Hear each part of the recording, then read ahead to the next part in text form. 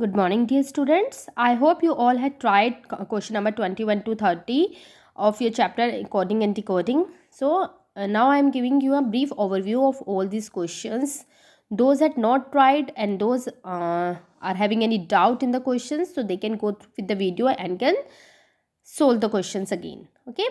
So, what is your question number 21? In the question number 21, it is given that if the code for the kite is 45, then what will be the code for the list? It is being asked from you that the code for the kite is 45. What will be the code for the list? See, first of all, we had written all the alphabets of the English language. Clear? Now you can see from here that the one A is at the first place, B is at the second, C at the third, D at the fourth, E at the fifth. So immediately struck in your mind that how 45 has come. 45 has come when you had added all the places of these alphabets. Okay.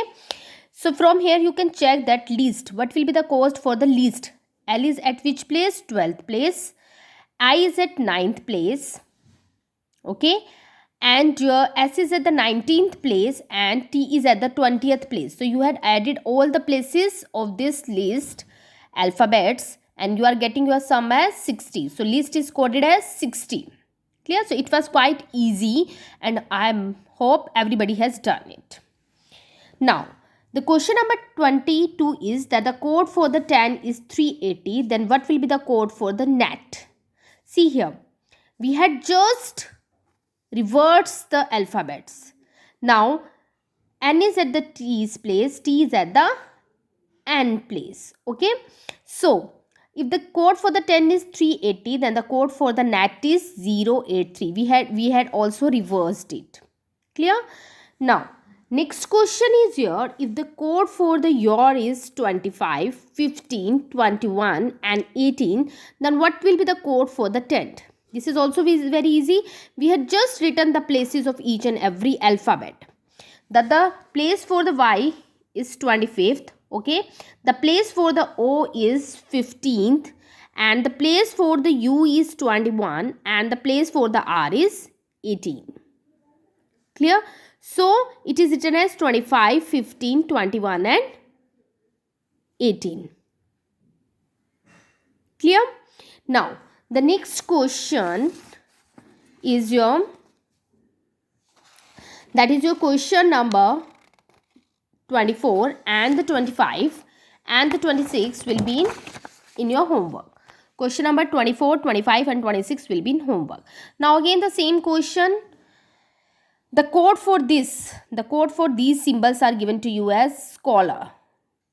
That this sign is written as, plus sign is written as C, minus as, multiply as O, divide as L and sign with A and this. So what will be the code for this? So you had just done nothing because it is represented as S, so I had written it as. If it is represented as plus is represented as C, so I had written it C. Minus is represented as H, I had written it H. And your multiply is written as OO, okay, and divide is written as L. So this code is school. So it is quite easy. Now the homework is question number 28. Those are not done. It is for them. If everybody has done that, then it is quite easy for them. They will not be doing any homework then, okay. So now it is given that the code for the lute, LUTE, is mute. Code for the feet is gate. Code for the blue is clue.